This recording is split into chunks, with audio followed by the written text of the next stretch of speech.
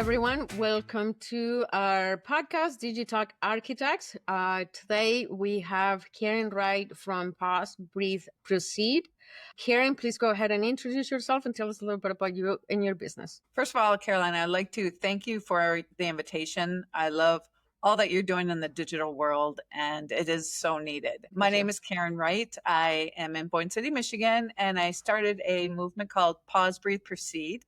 At the very minimum, it's stress reduction for anyone, anywhere, anytime. But as you go through our 90-day program, you actually start to reprogram your brain to step into your freedom from stress, overwhelm, anxiety, and you start to become the person you want to be. And so the combination of a pause and a breath can change everything. And so our tagline is a new way of living with a new way of thinking, because unless we start thinking differently, the stress pattern that we're going down in this world it's killing us from the inside out. So we're hoping to just get people to slow down, pause and breathe, be kind to each other, open hearts and free minds. Very good. So I'm going to start with, tell us a little bit, because you transitioned from corporate to owning your own business, and tell us a little bit about, your previous experience and why you made this transition, and, all the things that you had to go overcome to get here, right?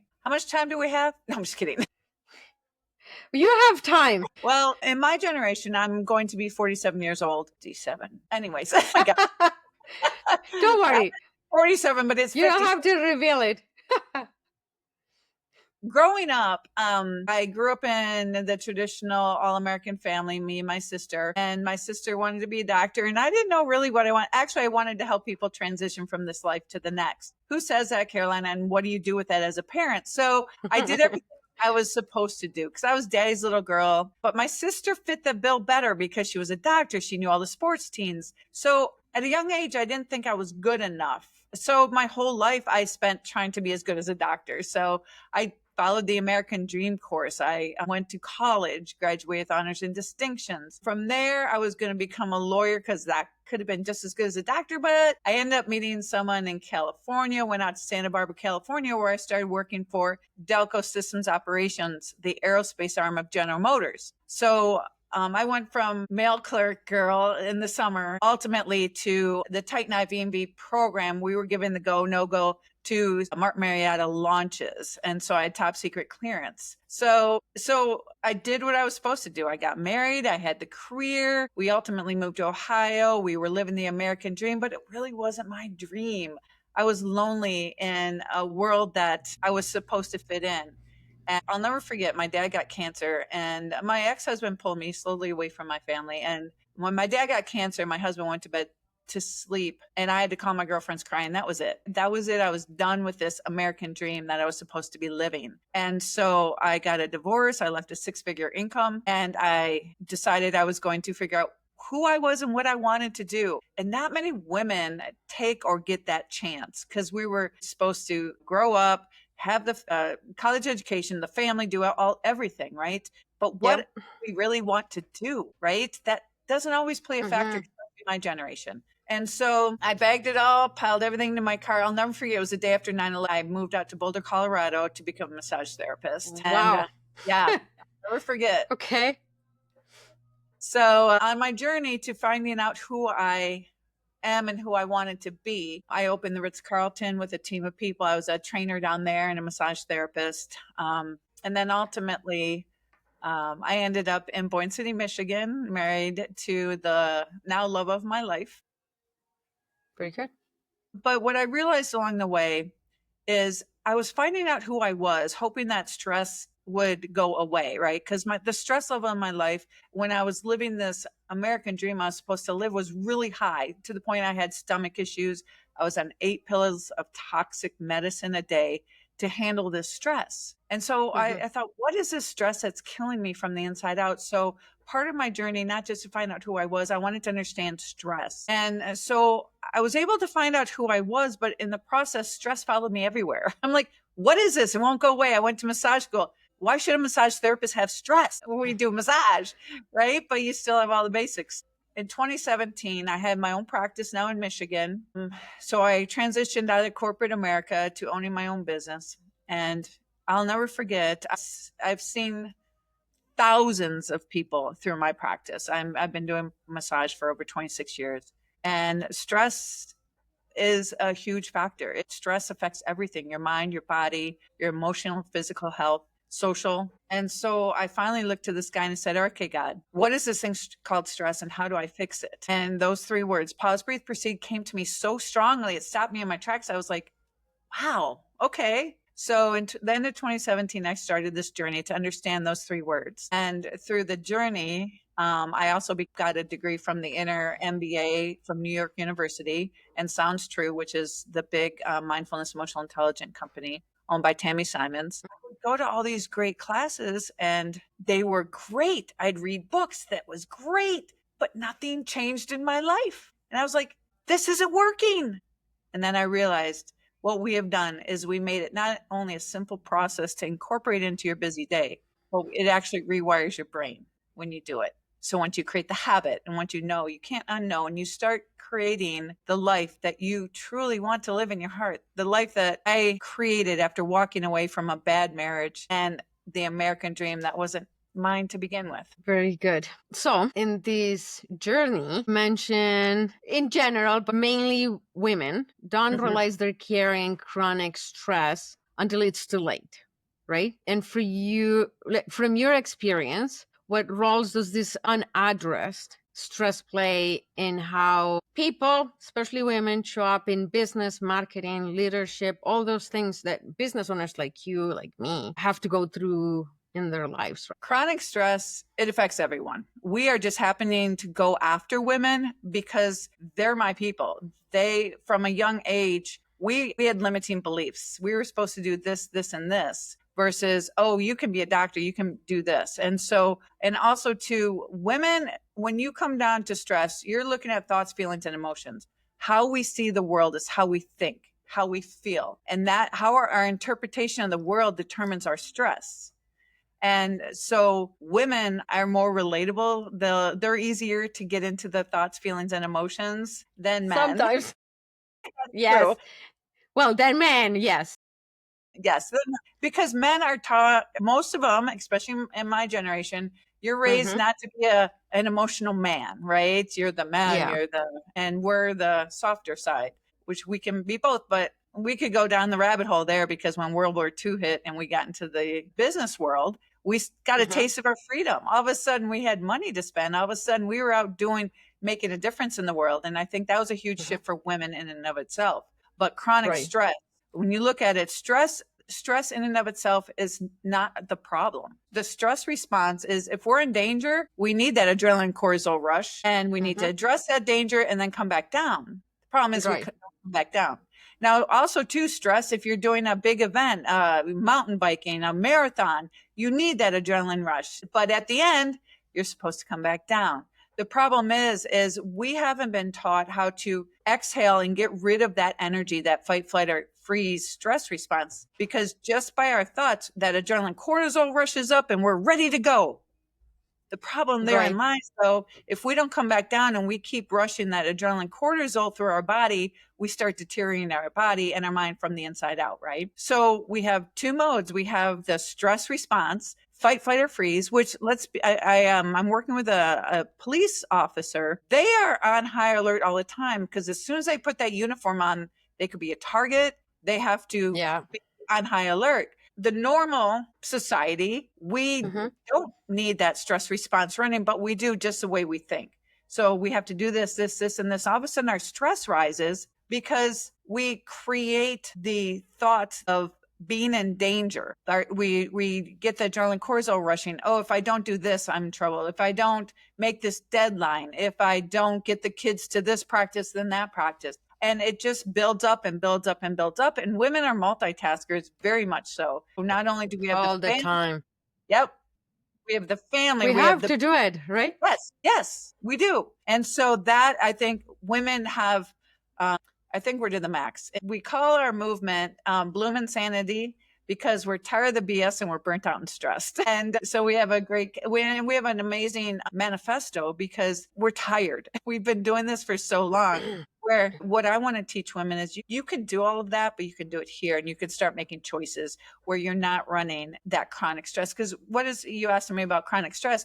Chronic stress ultimately can lead to death, heart attack, stroke, anxiety, depression, suicides. When you're maxed out and you become, and medication, don't get me started on that, but if you start taking all the meds to try to bring yourself back down to release that adrenaline, cortisol, you're numbing and dumbing.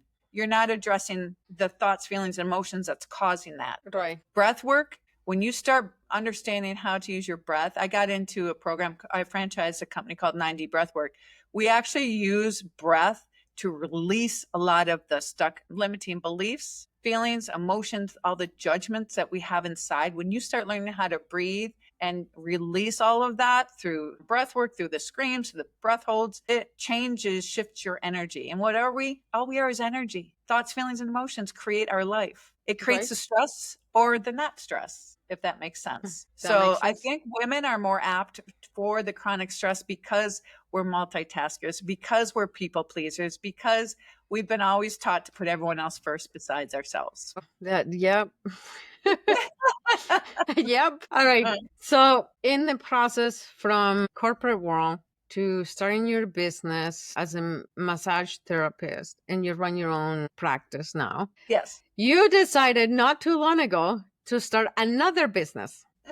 And so you launched the Freedom Box, right? Which is the movement. What has been the biggest marketing challenge in spreading that message, and business challenge, honestly? Like and how are you managing and balancing your outreach, spreading the message? What are you doing balancing organic and paid outreach? Because obviously you have to do it, right? What's your experience? How is that going? That's a great question. The challenge of the business going into creating, basically one of the big challenges, honestly. So Pause, Breathe, Proceed is our tool that we use. And then the Bloom Insanity Freedom Box grew out of that to become a 90-day solution. The huge challenge is exactly what you do, is the digital space.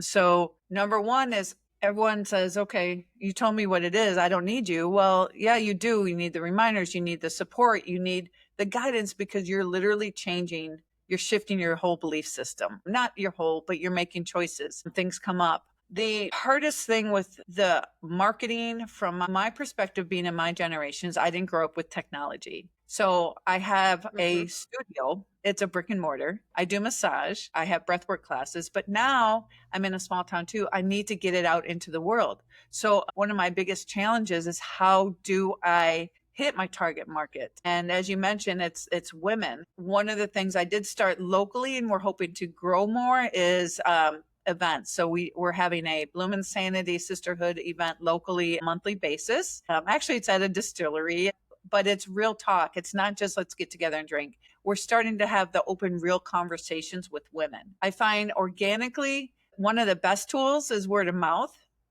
and starting with the local area. That's what we're doing. The paid advertising is something I have to get more into. The challenge that I face, that you probably see it in your marketing world, how as an entrepreneur to target those people in the vast ocean of digital market space. And so that's a huge challenge that all entrepreneurs face, but especially people in my generation who are stepping out and doing something new, something different. It's been a challenge. It's constantly learning. It's constantly stepping into the unknown. It's being okay with the unknown, the anxiety of, well, let's just give it a try and see what happens. Or then there's also, by the grace of God, meeting people like yourself who have those answers. And I believe in this market space, you have to start getting to know the people you want to work with, and being able to trust that they're take you where where you want to go. Right. But you've had an interesting experience in that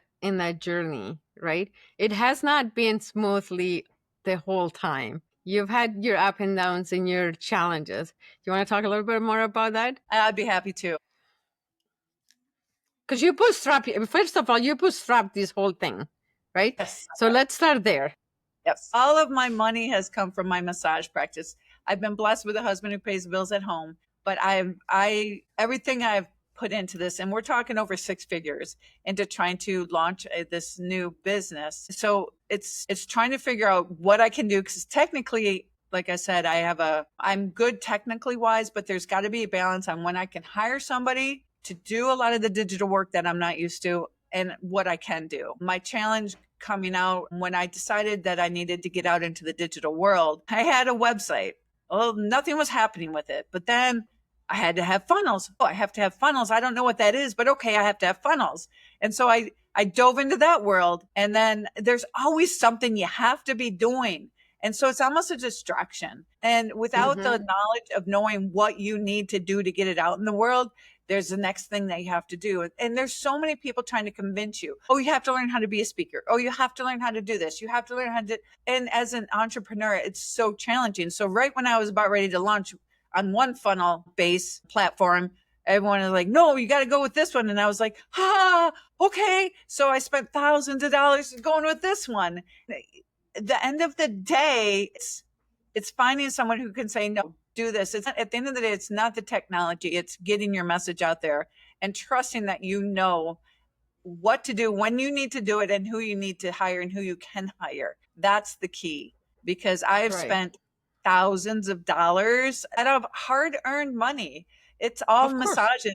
So it's all physical work I'm doing to fund this bootstrap. But I believe in my heart, I will change lives. I will reduce stress, and I will empower women and empower everyone to reduce stress. I can go into organizations. I can go into schools. I can go into groups. I can shift people's thinking on how they see stress. And stress is ultimately will affect your physical, mental, emotional, and social health. So the passion God put in my heart, I know everything will always be there, but it has been a hard challenge. So that has been my challenge, to really know what technology to use, how to use it. And I guarantee you, I still need help in the digital world, SEO and paid ads and targeting this. And it's taking it piece by piece and finding people, companies like yourself, that I feel comfortable, that I trust, that if I work with, I will get results that will help me pay the bills.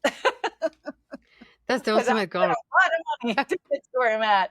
But and they always say it takes 10 years, and I'm getting close to the 10 year, and I'm getting out there, and we had a Zoom call with the women who are in our 90-day program yesterday, and it warms my heart to see lives change, to see stress reduced, to see women making choices that honor themselves. It's so cool. Very good. We talked a little bit. So let's go back and talk a little bit more about your website, the funnels, transitioning. So you started this business with certain technology.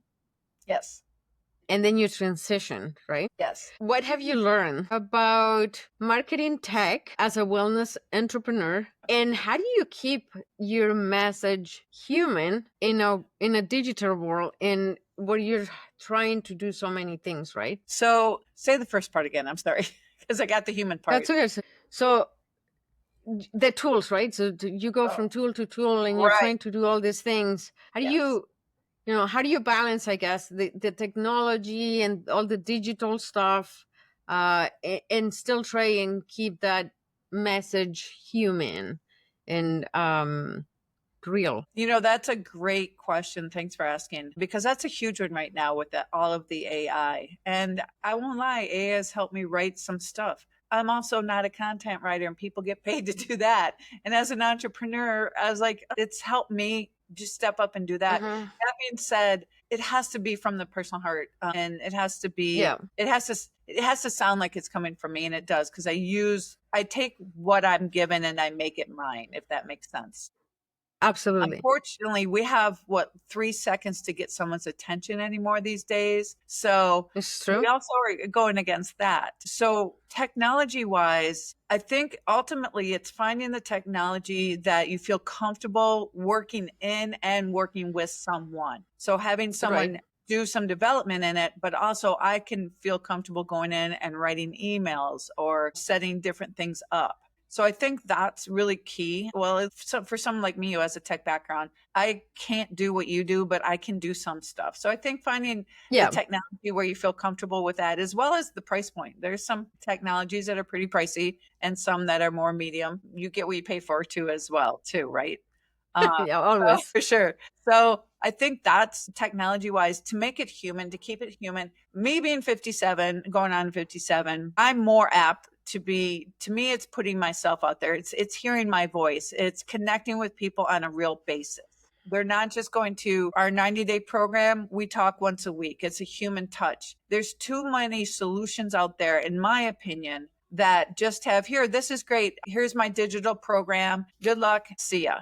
I've bought a few of those just to see what they do, and I haven't even touched them yet. It's because they just sit there, right? And they never get incorporated into my life either. And so I think to not worry about having the masses, but really quality with the people that you do connect with and change lives that way, and then let it grow. Yes, we have a digital program. Our 90-day program is digital, but it also needs to be able to incorporate into people's busy life. That being said, I connect with you on a weekly basis. I have a group, a community where you can ask questions, setting it up and making it possible for people to do on a daily basis. Oh, Also you letting them, mentioned it.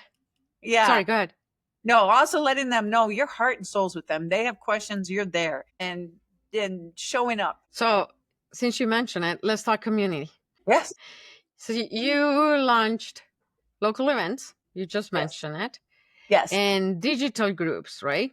So, what are your strategies to find the most effective way of building real engagement online and offline?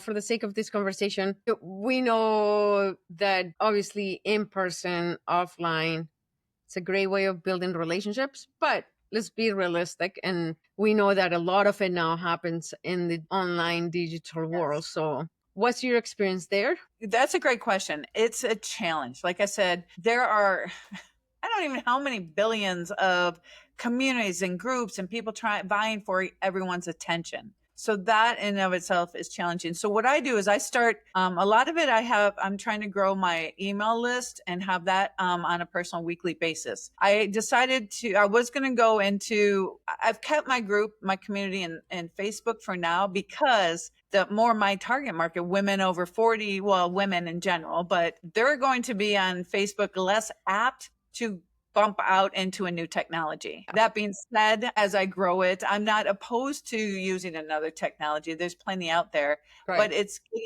you have a split second. People have split seconds. So can you get them where they're at? To get them to engage is a challenge. I've seen so many women's groups and so many groups out there where there's 50,000, 20,000 women. And I'm like, wow, but how do you engage and how does that work to me? For Yeah. me, it's asking questions. That's the difference, right? Yes, there's a huge difference. And it's Because if like I you have said, 20,000 people, but they're all quiet, I, would you rather have 10 active ones instead? I And totally that's the real, yes. And yeah. one thing I'd like to do in my group, I have the two groups. One is for just the women doing the 90-day program. The other one is for everyone and anyone, guys, girls, whoever. I like to pop in live. I do videos on TikTok and YouTube. I like to just talk and put myself out there. Oh, did I freeze? Oh, there That's we go. great. So now I you're, think you're I saw something about the new branding for this new business era. It's about the personal brand. It's about the brand yeah, and the behind it's, it. it is. It is. So now we're recommending, focus less on branding the business, focus more on branding your personal brand. That's ultimately your business, but it's the person. So your face with your business. So you see it here, right? Your face with your business, but it is ultimately, in my case, my business, my face. In your Yes. case, your business, your face, right? So the personal brand is really attached to the business, but at the end of the day, they're trusting you. And on that note, it's something that I always tell people, and I'm going to talk specifically people in my team, Yes. right? That people often forget, right? It is my brand, it's my business, right? And I am the face, right? But at the end of the day, yes, I am the face, they're trusting me. But for clients, they are dealing with digital architects, Yes. right? Yes. And yes, they see me, but their impression will reflect is whether they had a good experience or a bad experience with digital architects, right? Behind the scenes, they don't care if I don't know, let's go with like if Karen did a good job or if John did a poor job, they don't know, right? Right. They only care that Carolina, which represents digital architect, did or did not do a good job, because behind the scenes they don't care who is or who isn't, they don't know them, right? No. So when I talk to my team is and you know, we're having conversations or something is happening, it's like, just always remember what you tell me is one thing, but at the end of the day for them is, did my brand, in this case Digital Architects, deliver or didn't deliver on what we said we were going to? And that's the only, that's it, right, the only and the right approach, right? Yes. But yeah, it is the personal brand, because they see my face, they don't see their faces behind the scenes, right? It's Right. like, you know, you think of the bigger brands, right? Which is a little bit different, but it serves the same purpose, right? We talk, you know, I know with bigger brands it's a little bit, it changes clearly, right? But they're talking big masses, right? But at the same time, doesn't it, if you go to an Apple store, it doesn't matter who is the person at the counter, right? It's, did they deliver, did they not? And it will reflect on your brand regardless, Oh, right? absolutely. Yes. But is that, you know, is that personal connection? But on the same token, like if we talk, let's go again with Apple, right? Like everybody knows who's Tim Cook, right? So whatever he does will reflect on Apple because of the association, right? So his personal brand, but it's ultimately a reflection of the company, right? So it's also so connected. Yes, I totally agree with you. And I think, especially with the rise of AI, where there's going to be, you're not sure who you're going to be talking to. I saw some AI stuff. I'm like, oh, that's not a real person. And I think the danger therein lies too is, okay, let's talk energy for just a hot minute, because that's what I do. If you and I were in person, but even now, we're sharing heart to heart energy. When you start Yeah. just dealing with technical or AI or no one behind the scenes, there's there's a missing energy comeback, and so it feels Connection. colder. Yes, yes. So it feels colder. There's not that human personal connection. My grandfather did business with a shake of a hand. I rented my studio Yeah, space with a shake of a hand. So that I don't want to say losing, because every generation's a transition to a whole new different way of living. But to right. me, that one-on-one, my word means everything. I'm here to help you from the heart. Those are the things I think we need to get back to as business owners, because that a shake of a hand meant everything. My word meant everything. If I tell you I'm going to do Once something, upon a time, it doesn't happen anymore I know, as often. Once in a while, you get a person that, you know, right? that's willing to, but it does not happen often. Oh, it doesn't. And you and I were talking about it earlier, right? Like just before we Yeah. started, you know, it's that trust factor, the corporate greed, all those things have changed how we do business, because that trust factor is just not as strong anymore. So people, you know, tend to react faster, not trust other business people. That's why we have to sign a million documents every time we're doing transactions nowadays. I'd Right? like to add one more thing too that goes for your business. As an entrepreneur, and in my generation coming out from the brick and mortar into the digital world, there's so much that I don't know. And Yeah. that's a challenge for someone like me, because, okay, let's build a website. Okay. But then you have to drive traffic. There's so many other factors that go into a solution. So to And they're tell not you, always well explained, that's it. So working because with a they coach. tell you you need a website, but they don't tell you that once you're done with the website, you need traffic to the website. And how do you do traffic? Well, there is different ways of doing traffic. You have paid traffic, you have organic traffic. But wait, don't take me wrong. Organic still needs to be paid for. Somebody has to do all the things that are required to drive organic traffic to your website. It doesn't just happen, right? It's not the snap of a finger. Things that I've had this many conversation many times, but for instance, they don't explain you that if you want mostly organic, hey, listen, we could do it, but it takes a lot of time and a lot of effort. It doesn't, Yes. it's not just like a couple of things on your website and then it magically appears. Once upon a time, it was a lot easier, but now it requires a lot of time and effort and it's not cheap. That is the Nope. one thing I would say. SEO is not cheap because Nope. it requires a lot of time and effort, but especially time, right? Any SEO effort, you're looking at a minimum of 6 months to a year for it to actually, then they're going to come and tell you, I can do it in 3 months. And I'm like going to say, do not trust the people that tell you that they can do SEO in 3 months, because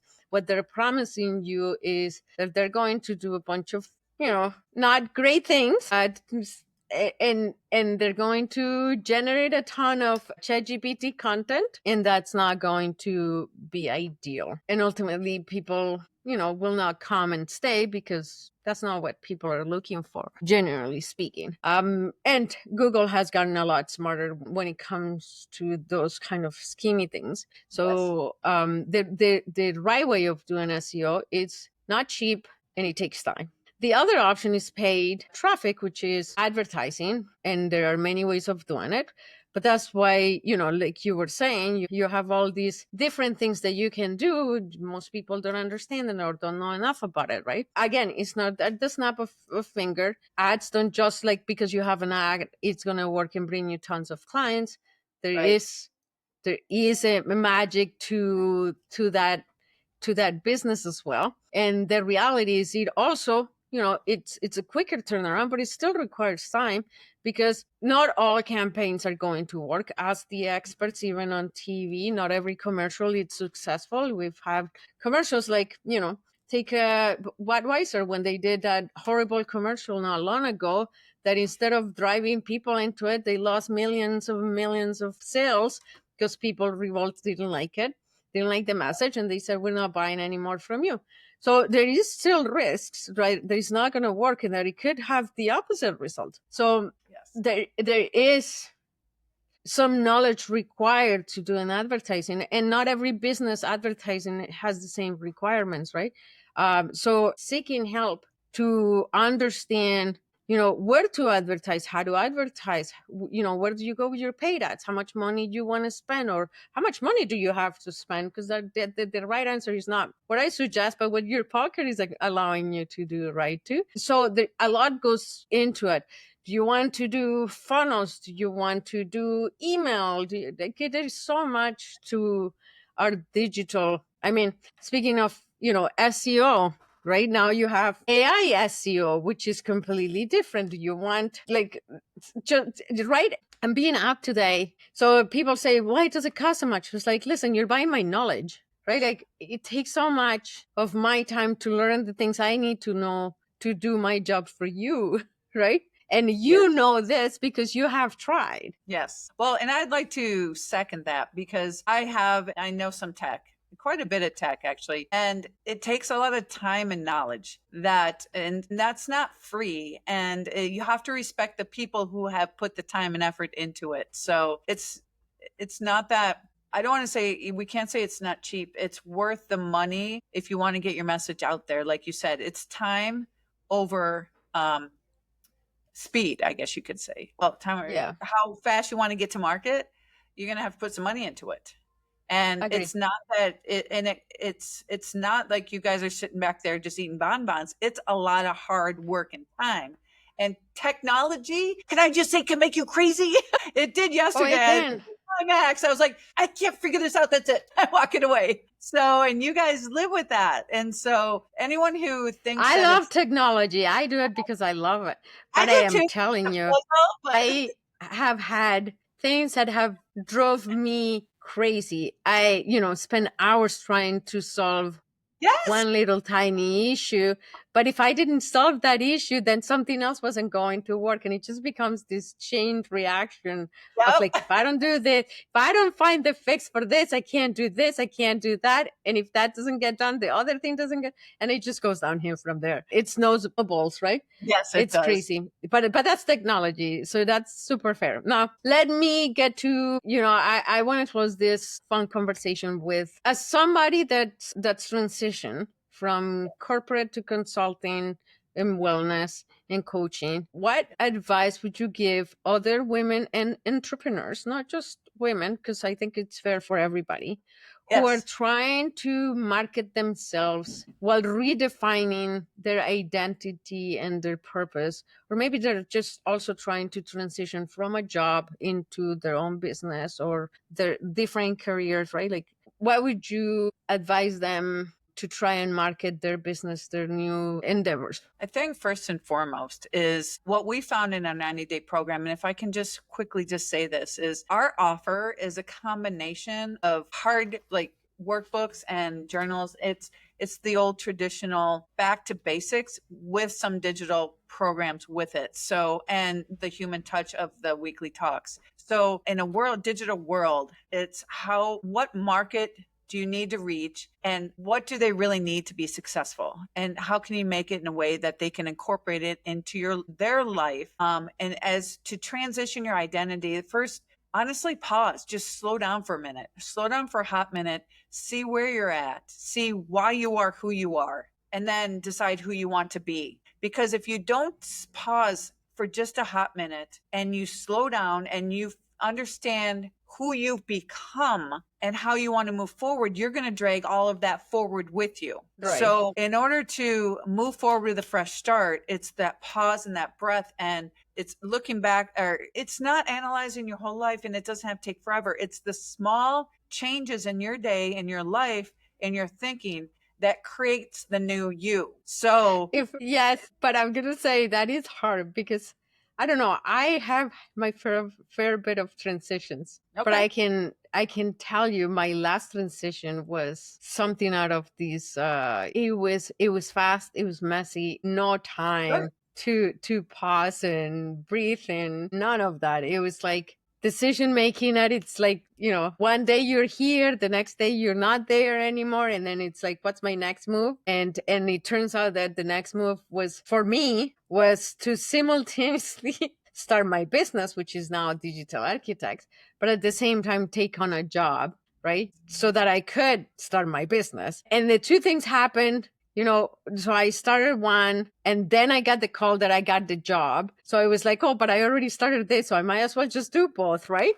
Yeah. Oh, And then yes. it went from there. So there was no time to pause and breathe and reflect. I can tell you there was a lot of I want to say a lot of and disappointment, and at the same time it's like, okay, on to my next adventure, right? But like that transition was so for a lot of people, it's not necessarily like possible to do that transition where you have the time to reflect and go through all those steps, right? I'm going to challenge you on that. How long does a pause and a breath take? Pause, belly breathe, calm down, choose how you're going to go forward. That's why we're successful, and that's why we're going to change lives. Because that pause, that breath, that pause stops that neuron from firing. That breath gives you that calm, that space to go exhale and go, okay, wait a minute, what's going on and what do I really want to do? And every time you choose to do what you want to do, you are rewiring your brain. And so it happens that quickly. And if you incorporate those into those crazy changes, because I'm doing 4 jobs right now, right? I've had those quick transitions that were messy, were ugly, and that's okay. But with every pause and breath, you're bringing that stress response down. You're reducing that adrenaline cortisol, and you're making choices from a place of response versus reacting, right? Because if you keep going like this, you're going like this from old patterns, old beliefs, old habits. Mm-hmm. But every time you pause and go, pause and breathe, oh, I'm going this way. And it can rewire your brain that quickly. I've seen it. It's happened to me. One time I was driving and I was about ready to honk my horn, and this pause, breathe, proceed sticker was on my horn. And I was like, started laughing. I'm like, I can't honk. A couple weeks later, I was in my husband's truck. Ain't putting any stickers on my husband's truck. I went to honk, and my brain knew quick enough to take that pause and not honk that horn because it remembered earlier there was a sticker there. That's how quickly our brain has the ability to rewire. It's neuroplasticity. And it can happen that quickly, but we never slow down because we're always like, gotta do this, gotta do. But do you really have to do all that stuff? Can we just take a hot minute and go, wait a minute, what do we want to do? And do we even want to do that? Could this be an option? But if you never slow down and pause and take that belly breath, because when you belly breathe, that tells the vagus nerve in your belly to tell your brain to calm your central nervous system down. That's how quick. So belly breathe.